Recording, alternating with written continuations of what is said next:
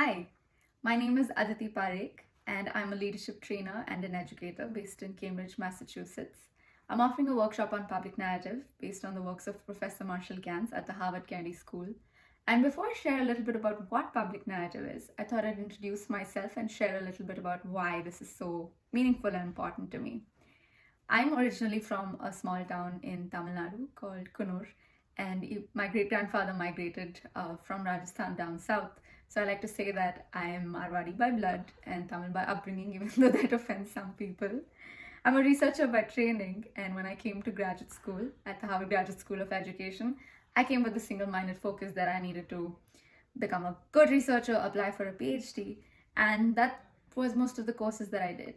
But by accident, I walked into Marshall's course at the Star Auditorium in Harvard Kennedy School. And I remember the first class when everyone fell silent as he asked, "Why do you do what you do? And what is your calling?"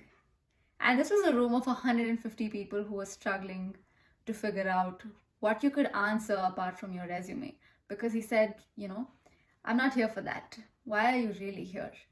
And one way that he explained public narrative was that it's not about your resume, it's not about public speaking.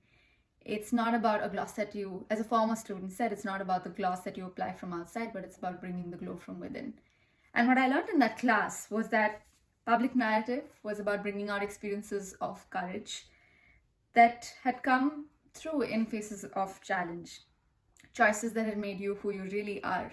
And as I heard my classmates share their stories, some about taking up work when they were early, others who rebelled against being told what it was to be a girl, and yet others who lived a very privileged, comfortable upbringing but started with a very small campaign in their neighborhood and today accept the responsibility to lead a lot of people through very difficult challenges. And as I heard these stories, we built a community that was beyond the specific backgrounds that we came from. There were lawyers, doctors, educators, artists, but it didn't matter because those are categories. What brings us all together are these human experiences.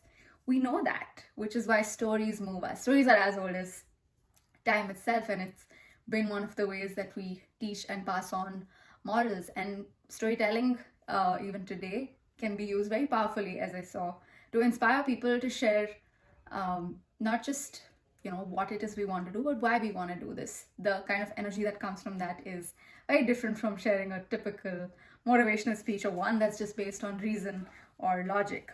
Since I took the class in 2018, I've taught workshops as well as a full online course on public narrative, and this has been one of the experiences that most make me come alive. People say I go into a zone when I'm teaching or coaching, and I'm very excited to share that, especially with folks back at home. There was this one particular workshop that was really memorable with an organization called Vital Voices, which is a partnership for brave women politicians from around the world. And I was sitting around a table of women who I was initially intimidated by because they were some of the first to represent their community. And as they slowly felt brave enough to share questions, to share stories of the first time that they were bullied, the first time they spoke up, and the first time they walked into a hall with some decision-making power, those stories completely transformed how the women saw themselves, how they saw each other, and how they saw their own power and agency in that moment to do something. Another really memorable moment was halfway through our online class, one of my students, Nathan, from DC, he had worked through many drafts of his story because, like we say, you're not going to come up with the perfect story at the end of this class, but what you're going to learn are some principles to share the experiences, values, and choices that made you who you are. And he said, in 45 years of my life, nobody has asked me why I do what I do. And I have not wanted to share the experiences that shaped who I am, but doing this has been difficult and rewarding. And I feel like more people are inspired to really bring their real selves out in doing this. And so teaching this course has certainly taught me three things. First, that leadership is a practice, not a position.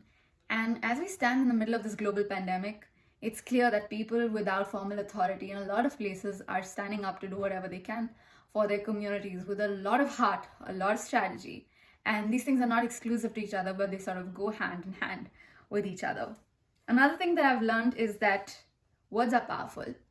And narrative is a way to connect the self with the us, to create an us rather than just a group, that's based on categories, to really create an us and to create an us that is responding to a now that is urgent and real. All of this on the basis of values, things that all of us stand for.